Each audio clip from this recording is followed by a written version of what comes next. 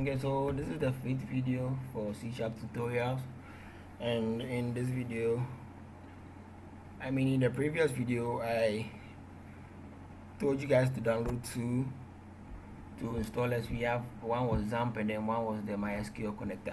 So if you're able to download and install XAMPP successfully, this is how it's going to open for you.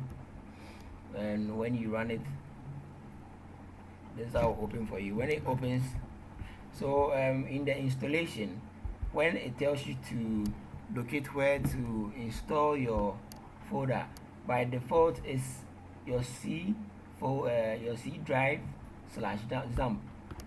Don't change it to anything, just leave it like that and then do your installation. Okay, so after you have done with your installation for the XAMPP and then you run and everything is correct, when you open it, this is how it appears. So what we have to do now is we start the first service, that's Apache, and then we start the second one, which is MySQL. Okay, so when we start it, we are going to get some port numbers and then a whole lot. So when they are successfully started, we have this one and this one, and then this and another port here. So since it's now running, let's hold on so that it starts. Okay, so now we have successfully started Apache and then MySQL. So what we have to do now next is we have to create a database. Okay, so to create a database, go into your browser.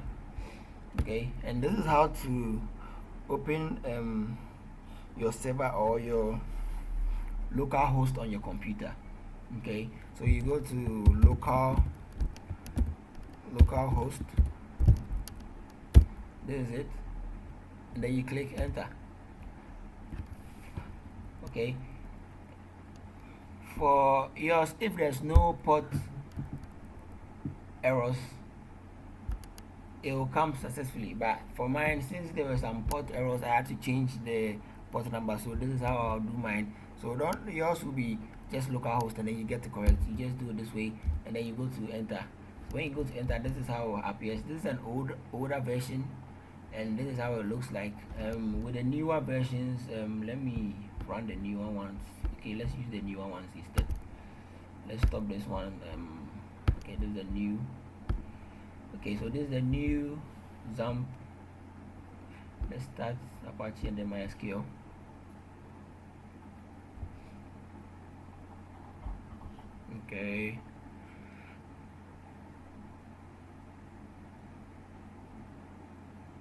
Okay, so they have started, and as in your case, it's just going to be local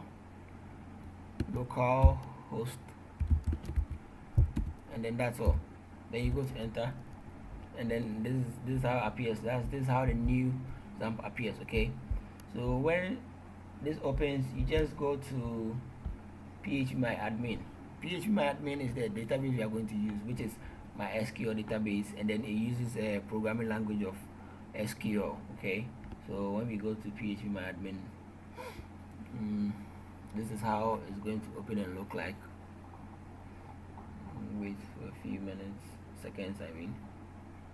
Okay, so this is phpMyAdmin.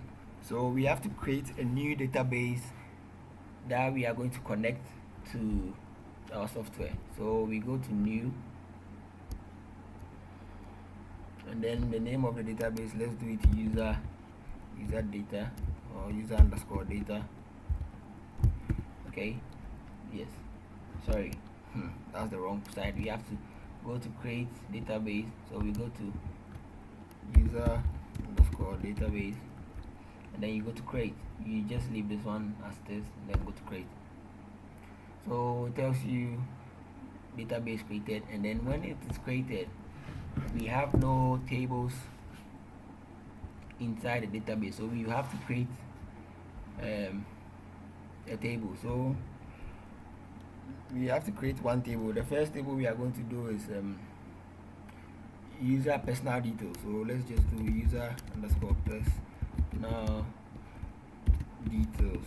So what user_personal details is going to receive or what is going to be contained in this table is we are going to take the person's first name, last name, maybe age, the gender, and a couple of things, a few things, just as an example. Okay, so let's just do 6 columns. Let's go to, okay, so the first column will be ID, second one will be first name, third one will be last name, we have let's say age, we have gender, and then maybe we will add what should we add, maybe the person's color. Okay, so that's what we are going to receive in this table. Okay, so let's scroll to the side, and then let's make the first column the ID auto increment. Okay, and then make it a primary key. So go, let's make all this text, and then okay, this one will be text. Okay, let's do text. Okay, so when we are done, we scroll down and then we go to save. When we go to save, our table will be created for us. So now we have, okay, so this is the structure of the table. When we go to the database, we have one table here. Okay, so in the next one, I'd like to end the video here. In the next video, it's about time we get to where we connect it. So in the next video we will do that. So see you guys in the next video.